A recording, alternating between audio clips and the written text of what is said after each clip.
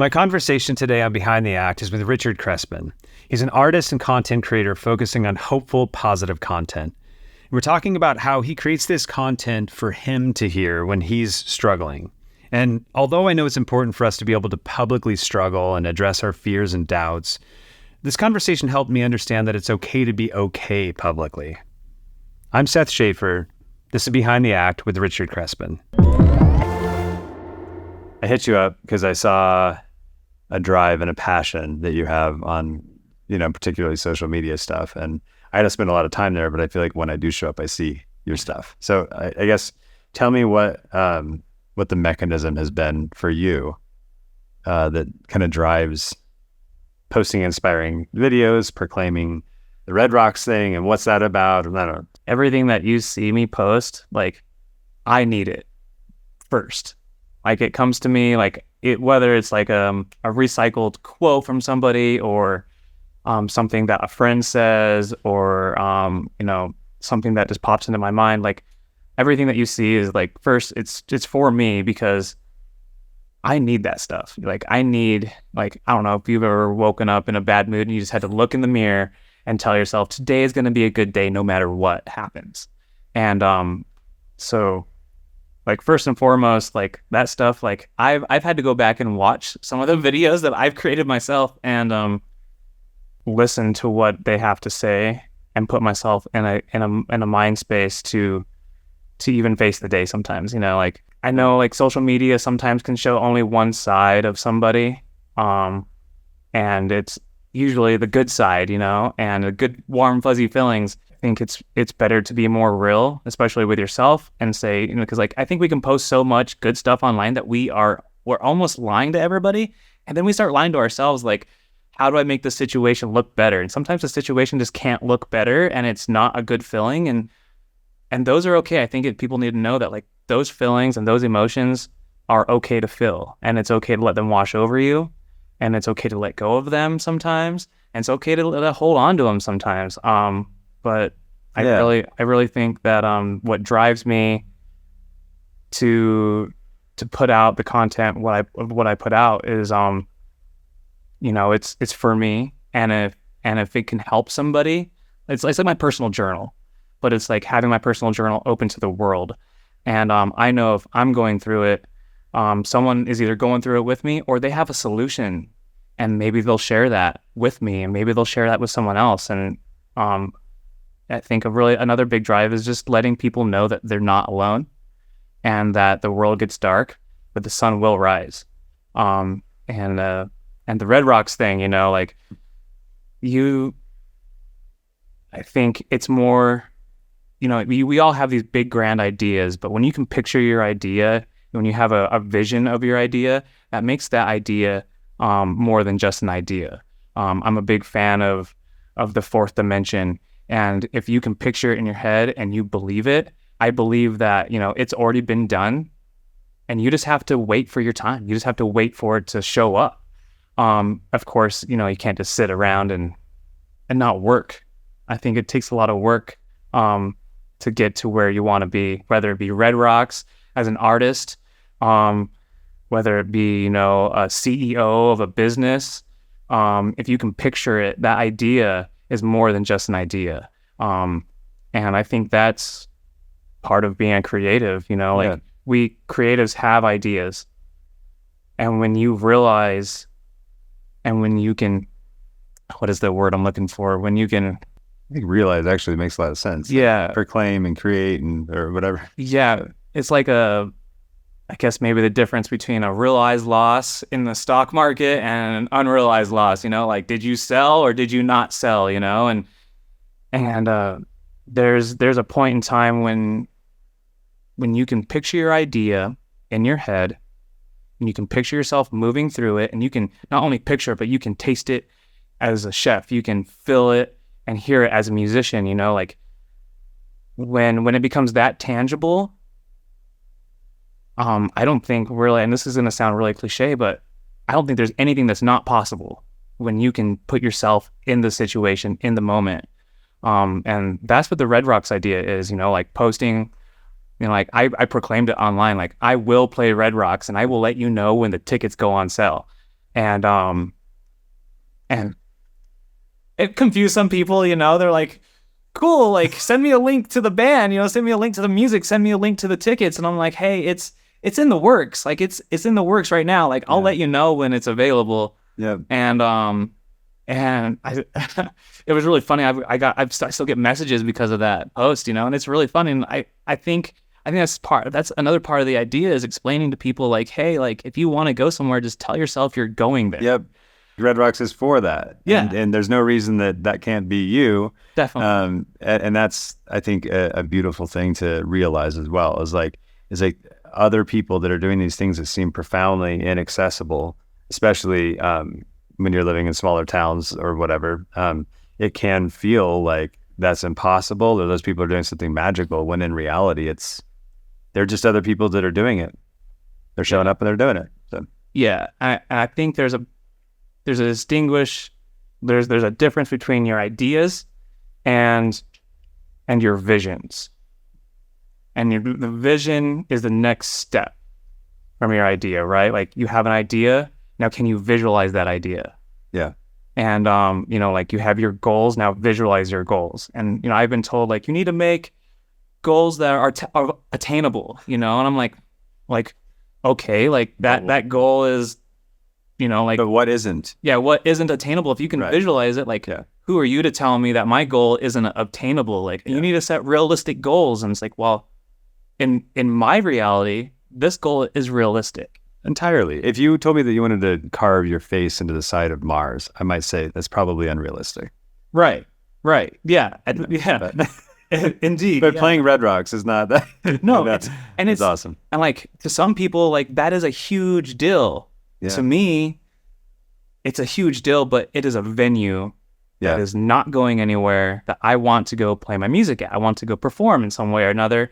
I don't know if that's going to be with a big band. I don't know if that's going to be with a duo. I don't know if I'm going to be doing it by myself, but I'm going to do it. Awesome. And I think that can be applied to wherever anybody is in life. And that's kind of, as creatives, what we push for, like we have ideas, we visualize our ideas, and then we make them reality. Yeah. And I think we look for hidden patterns. We use tools that sometimes aren't meant for what we're doing with them, but like we think of ways to make our ideas into reality. And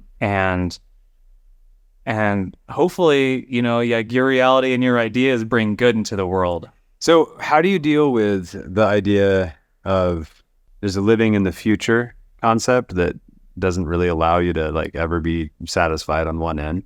Right.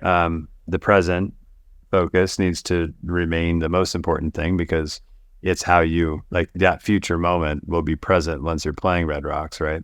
So what do you do today? Like, what does your day-to-day look like in order to get towards the goals or the visions, not just the Red Rocks thing, but any other thing that you're doing? It's a great question. I think I like a lot of people these days, and I've read some statistics that like it's going up. Anxiety, living in the future, worrying about how I'm going to pay bills, before I even get to my goals. As a musician or as an artist in general, that can be really difficult. Day-to-day life, I think if you just make small steps and prepare yourself, and don't speak word curses over yourself, like, oh, like when you get up in the morning, like instead of saying like it's going to be a long hot day, and it's 105 outside, I don't know if I want to go pack gear, you're like, you get up and you say it's going to be a wonderful day, I get to go outside, I get to pack gear, I'm going to drink a lot of water, stay hydrated. I think it's keeping, not going overboard with the positivity, but like just keeping that mindset that like, yeah, I do have goals, keeping them in your head. I do have goals, and what step today can I take just to get a little bit closer to that goal? So what daily practices do you have that, maybe not perfect every day, but like generally, what are some things you've found to be helpful to get you to your next goals? Networking, getting up every day, saying a prayer, like telling yourself that like where you're going, remembering, writing your goal down first of all, looking at it, networking and making connections. I like to try to empower other people around me to feel the same way, and then I like to keep those people around me. So that might be hitting up a buddy, like, hey, what are you doing today? And maybe like feeding a little bit off their energy and being like, cool, that's a great idea. Like, like maybe we should write a song. Maybe we should, just get together and chat about these ideas. I mean, it can be something really simple as just getting up and pushing through your busy day with even little busy work. Just eating away at it little by little. Say, like for me, when I get up in the morning, of course, like taking care of yourself first and foremost, like getting some breakfast in, and just reminding yourself of your goals. It is very important. I have friends, and these are kind of friends that I think I want to keep around. They put their goals like on the mirror in their room, or they put it on a little Post-it note right before they walk out the door. And these are big goals. Some of my friends want to play Red Rocks as well, or whatever it is that they want to do. You write it down, put it on a sticky note, and just remind yourself of it every day. And you might not do anything that day that you feel like gets you any closer to that goal. You might feel like that day was like maybe you took 2 steps back. Yeah. But at the same time, like I think it takes a little bit of faith to know that like you are on the right path, and even if you took a few steps back today, tomorrow you could take 5 to 10 steps forward. A lot of how I stay focused is my belief in God. Obviously, it's I think that's very important. I know there's not a lot of people agree with the spirituality aspect of it, but for you it works. But for me it works. Yeah. I've seen it with my own eyes when I step out in faith, and I just give my issues to God, like the money issue or whatnot. Like, how am I going to pay bills? I don't know. Yeah. How I'm going to pay next month's bills? Am I going to play enough gigs? Like where's the money going to come from? I've been taught from a very young age to don't worry about that. That sounds a little like I grew up well off or whatever, but we didn't. We grew up in Clifton, Colorado, and my parents just instilled a work ethic in me. My dad instilled a work ethic in me that to this day I remember. Like when I remembered his words, is it's just like, you provide for yourself and for your family if you have one, and that's what you do. You provide for yourself, and however you do that, like that's up to you, but you do it. And these are the paths that I've been put on. So I've never really had to worry about where the bill money is going to come from, like how I'm going to get to my next goal, because I know I'm on the path to my goals. How I know that, and that is a different question. Yeah. I get confirmation every day Right. that I'm on the right path. Yeah, and confirmation comes through history too. Yeah. Like it's like, yeah, you go for decades of things working, and it's just like, okay, it's just gonna work. I don't know how, but I just have comfort that it's going to. And if and when it doesn't, then you just be forthright and honest about where you're at and figure it out. And it's like that's life and normal. And I think some people call that karma. Some people call it faith. Some people call it just good energy. Like whatever you call it, write it. Write it until the path just changes. Like how did I get to where I am today? Like I don't know. Like all I know is that like I surround myself with good people. Yeah. I try to take care of myself health-wise, because health is a very big important part of like obtaining your goals. If you feel sick, if you feel tired, it's very hard to get to work, right? So you got to take care of yourself first and your own mental health.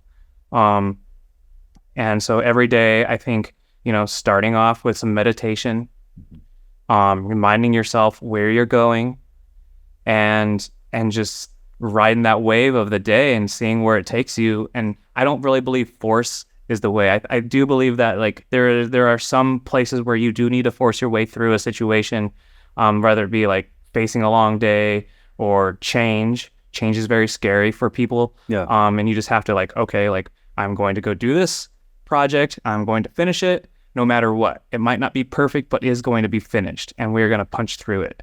And like I said, you could fail, but like at least when you fail, you know, you can reflect on that failure and say, well, where did I go wrong yesterday? Yeah. And I can fix that tomorrow, or I can fix that today in the present time. It'd be important to emphasize, or I'd like to hear your opinion or conversation about failure and the importance of it. Because like fundamentally, until you learn how to fail well, you will not learn how to do anything well. Right. I mean, like failure is such a rad process, and it's fun. I really enjoy sucking at things, honestly. Like, I'm like, I have so much to, I mean, disc golf being one of those things. I wouldn't say that I suck now, but I'm definitely not really great. And, but I really love it. And I enjoy how good I am not, because it gives me something to strive for that is actually not important in my life.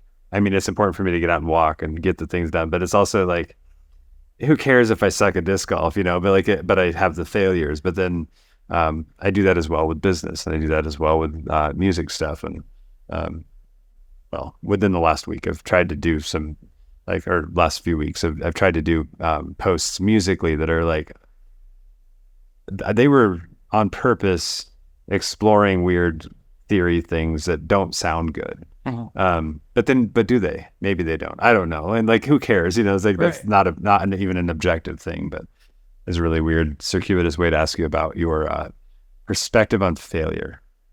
Yeah, failure. I mean, it can get you down, but I think if you have the wherewithal to look and reflect on your failures, I think it's very important that we learn from our failures. Obviously, to move forward. I think it's good to know where your limits are, and to push those limits. And there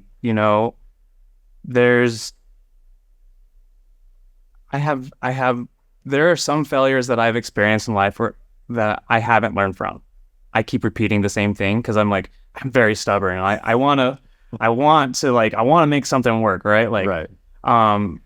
But it just keeps failing, and I'm like, well, why would you try that over and over and over again if it keep giving you the same outcome? Convinced it's the best way and you just haven't done it right? But Yeah, I'm convinced it's the best way and this is my way, but then, eventually you have to look at it and be like, okay, the process, something needs to change, and but then again, without failures, I don't know, life would be super boring. Right. I think failure is. I think failure is just as good as the accomplishments, and finding those pushing through and finding a solution to the issue. Failing, you can't enjoy the light if there is no darkness. I think you can't enjoy consistent success at something unless you do a bunch of things that you fail often and early and a lot. It's like with video or whatever, if you set up a shot and you set the light and you don't know what you're doing, but then it just looks great, you're like, man, I'm good at this. Yeah. It looks great. And then next time you're like, it doesn't look great. Why?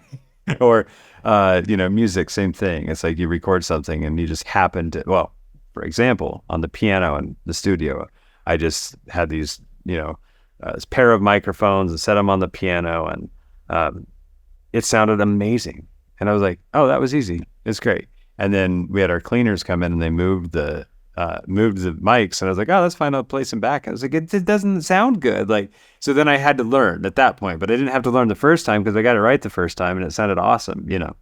It's like an example though. It's like the failures though, are the reason that you can be more reliably good later, I think. That's a great way to put it. Yeah.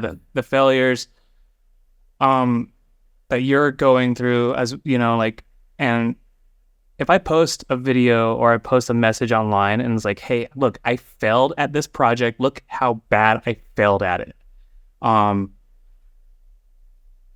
think that also shows other people that it's okay to fail. Like, it's okay. Because look, I did it. I'm still here. I'm still in one piece, you know, like I'm still pushing forward. Like I can't tell you how many times I've been a part of a project of like a band and it went nowhere. Or we showed up to a gig and we had all these expectations in our head of how good this gig was going to go. And it was terrible, you know? Right. But because of those experiences, I can enjoy the times when things go right. When you hit the fold just right, when you're in the pocket, you know, Yep. you can enjoy those moments a little bit more because of your past failures. And you can look back and say, wow, like I was terrible at playing drums when I was 15 and 16. But now look at these videos of what I'm doing now, and like people actually enjoy it. Like Right. the failure gives you the opportunity to show the progression. Right. You know, it gives you a starting point. It gives you a landmark. You know, like it is a spot on the graph. Yep. And it's up to you to either move on from that spot and slowly progress or not. Right. You know, and I mean that's what the failure does for me though. It's a starting point. Failure can be a good starting point. And Should be an expectation, right? Yeah. Like you're learning something new. Expect failure. Try not to, but expect it because it's a gift. You know, Right, yeah. Really, I mean, like legit, not cliche, but like legit. It's like you learned how not to do it, which is awesome because later that will build. Like it'll matter. You know. failure is wisdom in my mind. Agreed. You know, like Yeah. why don't we drive without a seatbelt? You know, like why don't we go into a project without a contract? You know, like why do we do the things we do? It's because of the failures that we've experienced, and that's why we have the guidelines of how to do anything. If you're not afraid of failure, what are you afraid of? What am I afraid of right now? I mean, and for whatever it's worth, I don't want to project on ideas, but if you're ready, let me know. But I can, Yeah, go ahead. like, I'm afraid of others' judgment, even though cognitively I'm not. I emotionally am. I'm scared of releasing stuff that is going to be judged by really me, probably more importantly than other people, knowing how good I am not, even though there's a futile thing to chase any objective level of perfection, because that's not true with art anyway. And, you know, I'm afraid that I won't be spending the time that I do have on this earth the right way while I'm a parent and a filmmaker and musician and now a podcaster, and I've got a blog, and I do a lot of different things halfway sometimes. And failure without focus, like that could be a thing, but I don't want to miss out on the other important parts of life. And I don't know. Anyway, just throwing out there like I think where I'm at. what I'm most afraid of right now is missing out on other parts of life while I'm so focused on another part of life. Yeah. You know, because you can be so focused on one project that whatever else you have going on in life goes right by you. What I'm afraid of is finishing a project and realizing that I missed something else, that I just let it go by me, because I'm afraid of missing out on human interaction and not being able to be everywhere at once for everybody. I'm afraid of, I guess, you know, like everybody, I'm afraid of judgment, but at the same time, I'm afraid of looking back at what I've done and realizing that I could have did it better, and then not having enough time to go back and redo it or fix it in some way. Yes, I'm afraid of judgment. Yes, I'm afraid of my music not sounding good. I'm afraid of dying alone, you know, like, and not realizing that like I didn't have to. And you know, I think those are a lot of like fears that everybody has, but you know, fear of the unknown is, you know, I think that's where faith steps in a little bit, you know, obviously. But you know, I'm afraid of just letting myself down and maybe hyping up something that shouldn't have been hyped up, or I don't know if you've ever completed something and you were just like, oh, this is so amazing, and you publish it and it doesn't get the reactions. Oh. It doesn't get the energy that you put out there. You don't get it back. I guess it's like when you're done playing a song on stage and no one claps.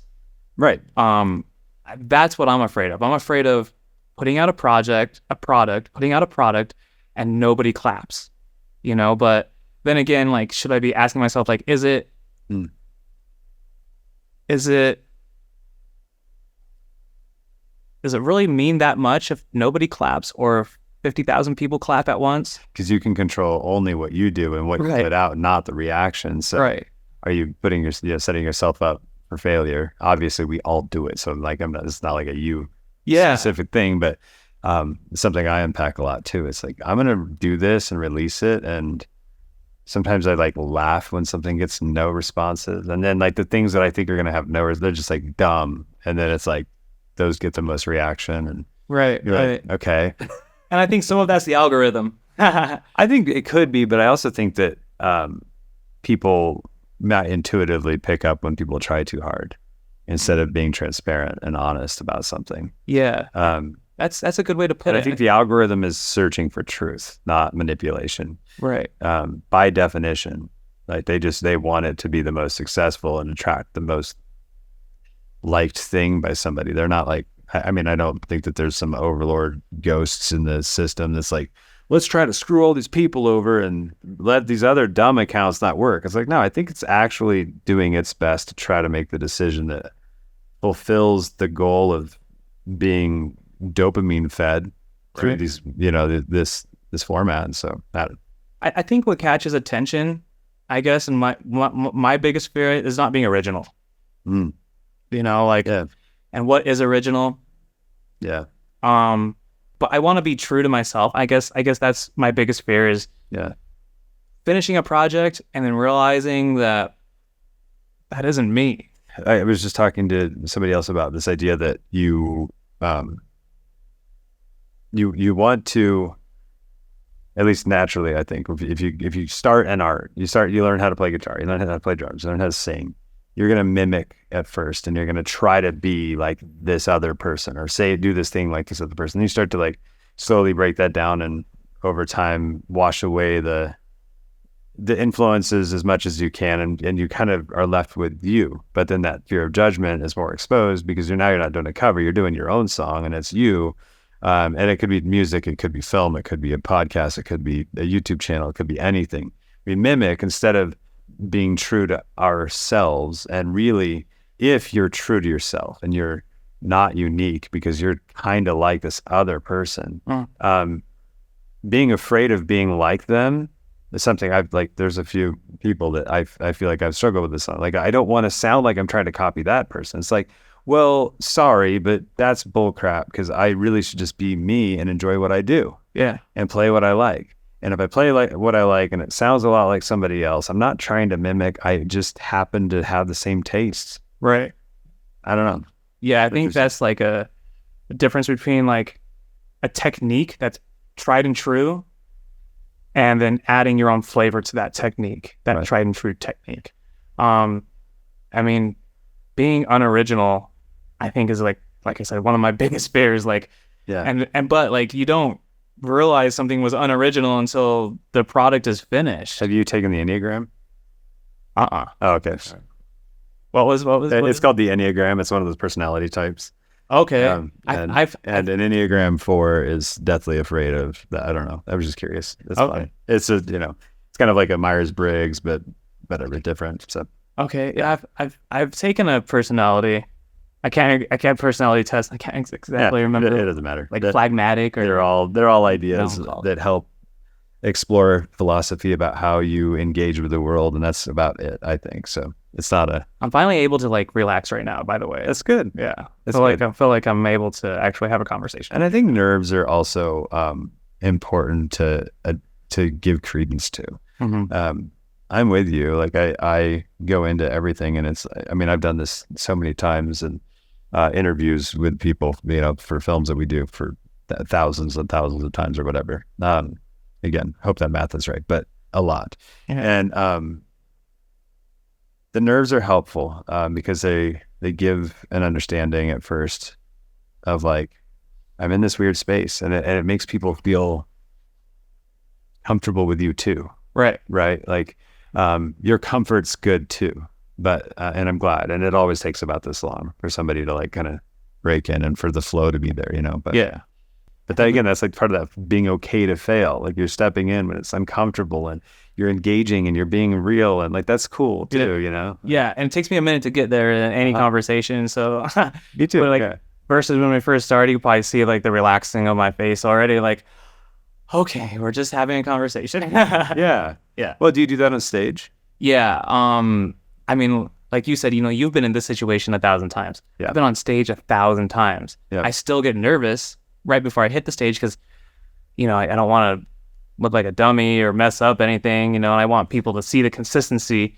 Mm-hmm. But it's easier for me to slip into because like the stage is my space, like I put out my own rug, I have all my toys, all my drum equipment, and everything's where it should be.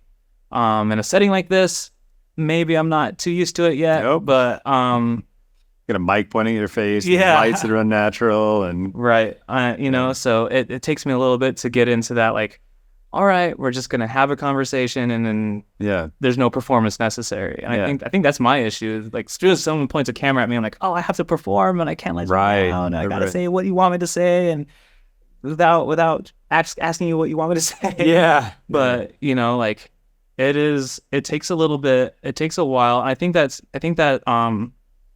think writing music and writing parts to music, that's where that kind of comes into play. Like, okay, like what, like I don't want to put out something that just sounds good to everybody else. I want to put out something that feeds me. Yeah. I don't want to put out something. I don't want to say what everybody wants me to say just so that people will clap and will hit the like button and subscribe or whatever. Like, I want to put out something that's genuine and what is actually Richard as the individual, and like, if people don't like it, and that's okay. It's okay. Because I know, like, I'm not going to make everybody happy. I might not make anybody else happy besides me, but I think that's part of being excited for the failures, like, Yeah. And what are the failures? Like, is it personal? Is it that no one clapped? Is that song a failure because no one clapped? Nope. Like, does the photograph or the painting suck because no one wants to purchase it? Or is it, Especially if it brought the artist joy when they made it. right? Like if it's already a success. Right. Yeah. If it brings, And then it can do other things beyond that, but you can't control that. yeah. Yeah. And I think that's part of why, like, I do post some of like the regurgitated quotes and really the stuff that makes people think, because like it makes me feel good.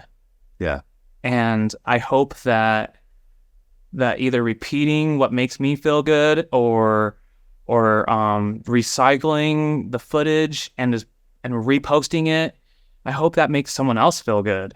Yeah. But first it made me feel good. Right. And if it made someone else feel good, then that's amazing. Can we talk about, so talking about the nerves, right? Mhm. You get nervous, scared at first. I think that there's an important thing in life overall where we need to do things that are uncomfortable. And if you're comfortable all the time, you're probably not doing things right. And discomfort is because we're aware that we're going to fail, maybe, and failure, of course, I think we're saying it like it's a super binary thing. Like not succeeding is maybe a better way to put it. The first time, or not hitting the mark you're trying to hit yet, is like, I think another way to say it. Like, we put an easy overarching word called failure, and it's like, I think it's like actually probably not that, now that we've said it a million times. But I guess you showed up. Yeah. I said, hey, let's do a podcast, and you're like, yeah, and it's awkward, and I don't know where or when or what to say, and I guess, can you talk to that? Like, I mean, I think in the social media land that we live in, we're just like constantly like feeding ourselves like cheap, stupid, pointless dopamine. But that discomfort that you find in trying to write a song, you start and it's awkward and you don't know what it's going to be and it's uncomfortable, right? Yeah. But then you seek it out. I don't know. Yeah. Yeah, this when you hit me up, I was stoked because it's different. And that uncomfortable feeling, like, it's energy, right? And anxiety is energy, and depression is energy, and joy is energy, and happiness is energy. So what I've, over the past few years, and even more so in the past few months, I have learned and been teaching myself that emotions are energy, and energy can be made, and it can push you to do or to think bad, or it can put you in the light, and you can push you to think good things, and it can push you to do good things. You can take that negative, anxious energy and apply it to right now in the present time, to push yourself to get through those awkward moments, and like that awkward energy, it's like, let's feed off of that, because it's okay to feel awkward. I think that brings out, the awkwardness and the cringe, the cringe. I think that shows your character. I think it exposes you, and that that's a fear that a lot of people have, is being exposed, as the real people they are, opposed to what they post on social media, or the image or facade that they put off in public. Yeah. Well, and until you do that, until you post something real, not whiny and complainy and blamey or accusatory, or like nothing toxic, but something real, like vulnerable. It feels scary to do so because it's by definition vulnerable. But you realize that people actually need it. They love it. They're not like, you don't get people on there like, at least I haven't had people on there like saying bad things to me when I post something this vulnerable. And the more that I practice that, the more that I realize it's like, it's a really refreshing thing. Like, and I talk to men a lot, and we go into depression and PTSD and anxiety and therapy, and the fears that they have, like the things that men just supposedly don't talk about. It's like every man I talk to seems open to discuss where they're failing. It's just not part of the natural conversation. Right. That's not socially normal, It's not a social norm. I'm quite literally not socially normal, so it's fine. Yeah. At this point in time, I feel like I feed off of being vulnerable. Sure. I can sit down and record some music and get a good track, but I've done it 1,000 times, But now if I go and I try to write an essay or something that I'm just not good at, record a podcast, or try to work on my truck, or do anything that I'm not used to, record a podcast, that shows me, like, one, like, maybe there's areas in my life I can work on. Two, like, if I'm not saying the right things, like, I have to remind myself that, like, what are the right things to say? Like, I can work on that. Like, it shows you your vulnerabilities and what you can work on, I guess, is like being awkward and feeling that awkwardness. Also, like, it shows, like I said, other people that, like, it is okay to be yourself. Like, you don't have to hide behind social media. You don't have to hide behind the suit, the car, the money, the house, or whatever you have or don't have. Yeah. Because I think we look at society, and, if people aren't wearing the certain thing, if they're not talking on an iPhone, if like the bubbles aren't blue in the text, like that there's some that they're for some reason they haven't made it there yet. Like, that's not really like who they are. Like, their socioeconomic standing is not who that person is. Like, their job doesn't define you. Your job doesn't define you, and your wealth. Your wealth doesn't define you. Your car doesn't. Your house, your clothes.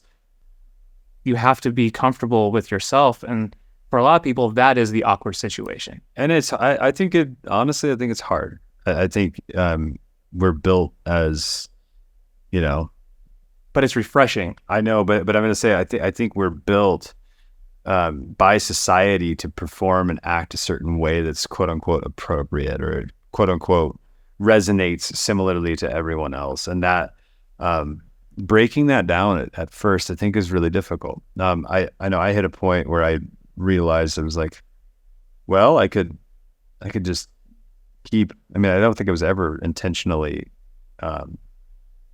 dishonest about who I am, but I did realize that I had a character that I was playing that made everybody else really comfortable.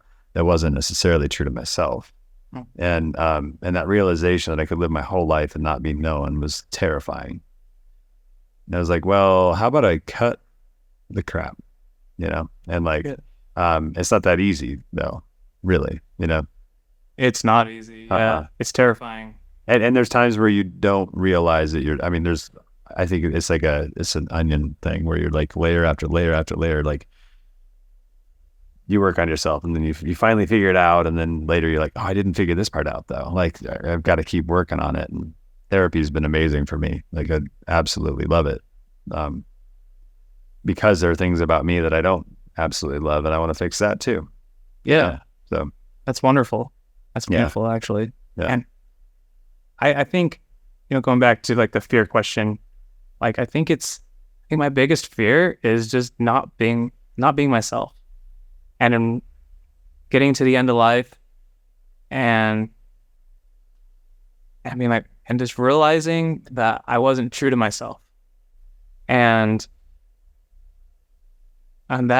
that's what makes me fearful. That's what puts that awkwardness so I feel like I strive, and I strive to just be as genuine as possible and admit my faults, admit my failures, and learn from them. I know that sounds super cliche, but like it's so true. Like it is so true. Like if you don't learn from your failures, I guess you'll just keep doing it over and over again, and eventually you're gonna die. and I don't want to look back on life and realize that, oh my gosh, like no one really knew me and I wasn't able to express myself. And I think that's being a creative or making art, making music. I think it's very important that we are genuine to ourselves. And when you're genuine, when you can be true to yourself, I think that will really reflect on your product.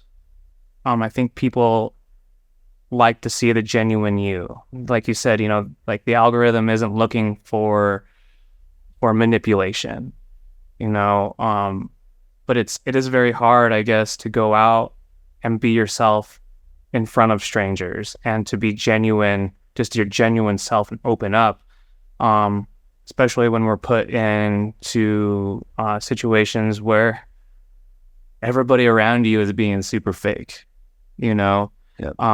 But my experience has been that the transparency breaks the walls down for people really fast. Yeah. I think because no one wants to do it first, but that's what our job is as artists, but also I think as communicators, Yeah. I think that's true. In like big group settings or big group meetings, like who has a problem with this picture, and like honestly, like tell me what you think about this, tell me what you think about this song, and everybody's want to be, oh, that sounds great, it looks good. Yeah. And then it just takes that one seed, that one person to be like, this could be a little bit different, and you're like, yeah, let's do it, and then boom, it just works out. It's like it's even better than you could have imagined. Being genuine is a big part of what I do. Yeah. And why I do it. Because I think if I can be genuine,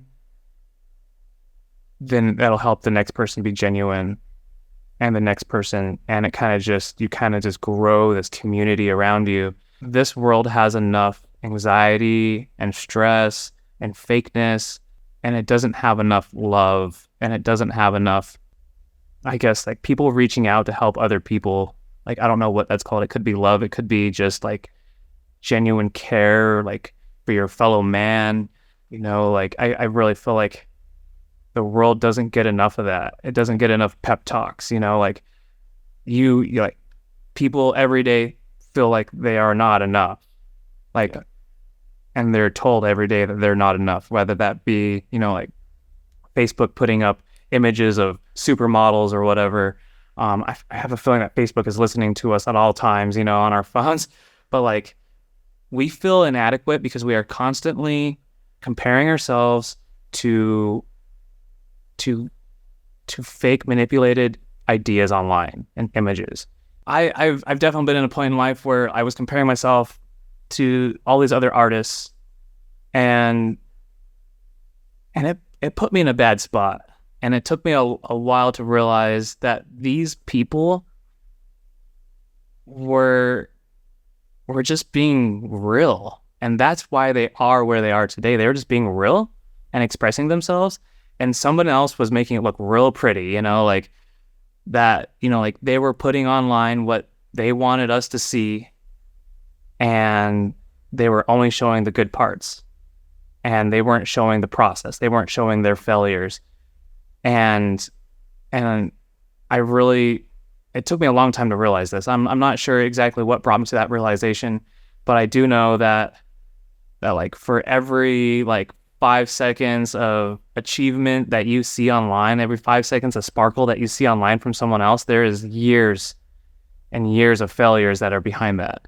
I know how it felt for me to feel inadequate because of what I was comparing myself to. Right. And I don't want people to feel that same way because it's a bad place to be. And I genuinely just want people to feel good about themselves. It took me a long time to feel good with myself and to be genuine with myself and to say, like, it's okay to do what you do every day and to wake up and just to be real and look back on yesterday and say, yesterday was a bad day, but today's going to be better.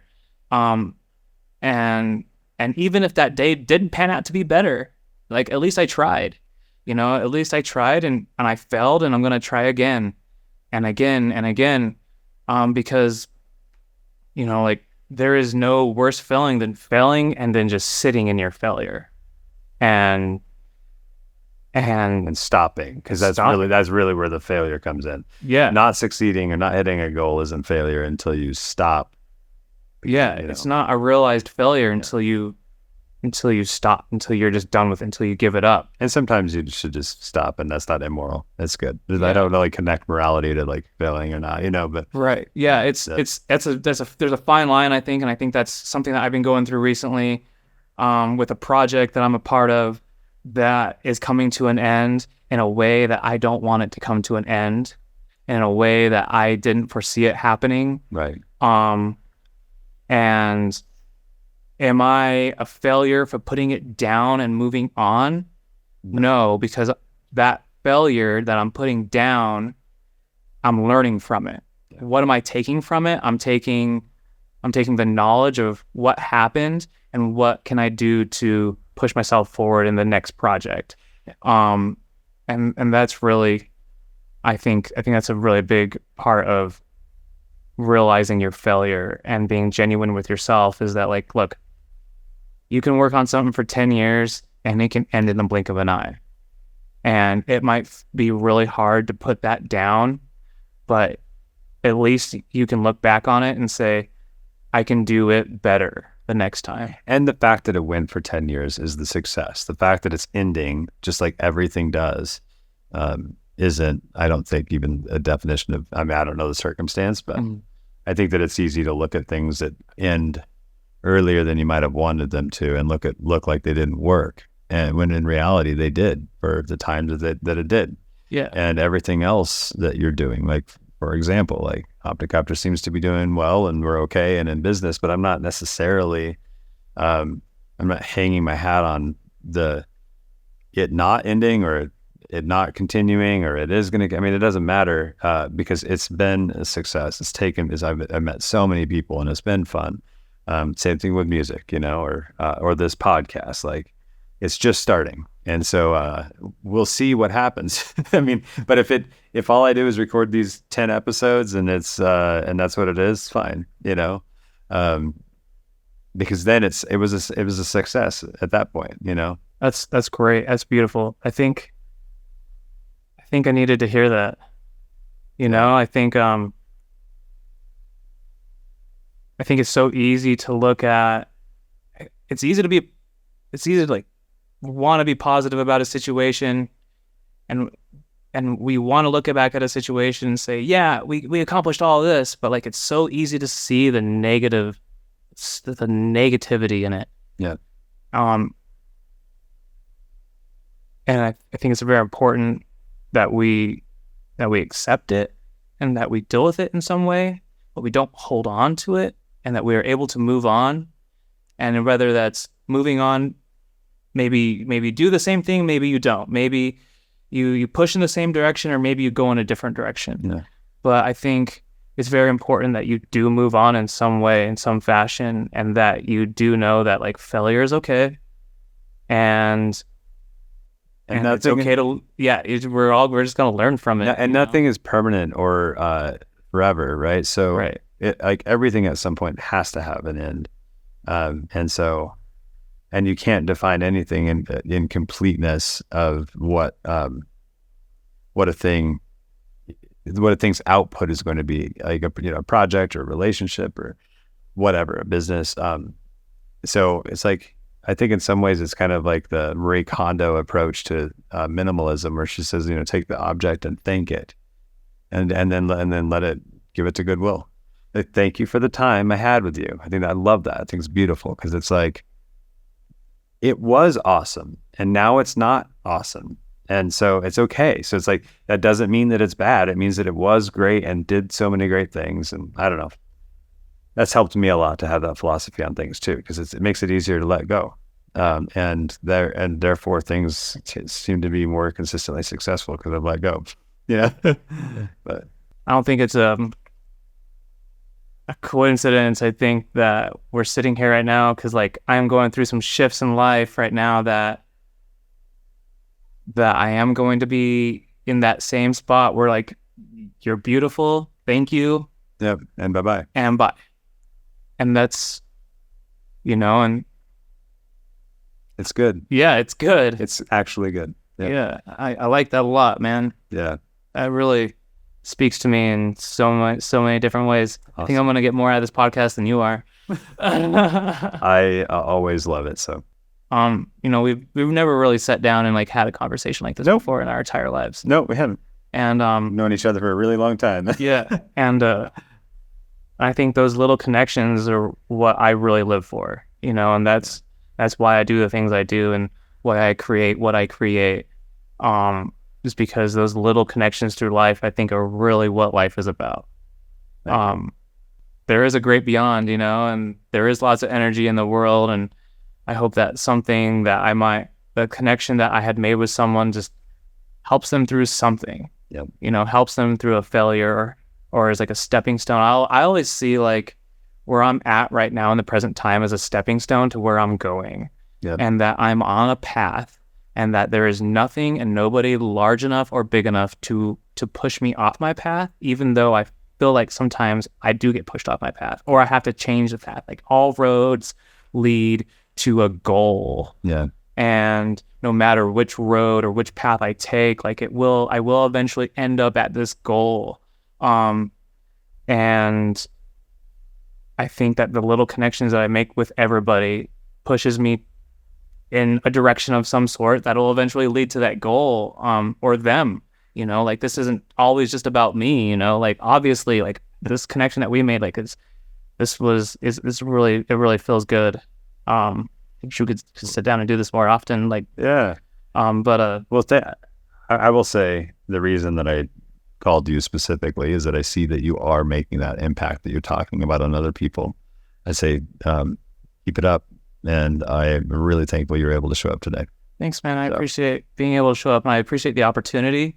And, maybe someone in the future watching this will be like, my failures aren't failures? What? They're actually just stepping stones and pushing me along my way? Because I think that's really what it is, Like, exactly. Maybe our failures aren't failures, bro. They're not. Maybe they're just hills and obstacles along the way that you building that a mountain that you later call an attempt at wisdom. So Yes, that's good. Attempt at wisdom. I love it.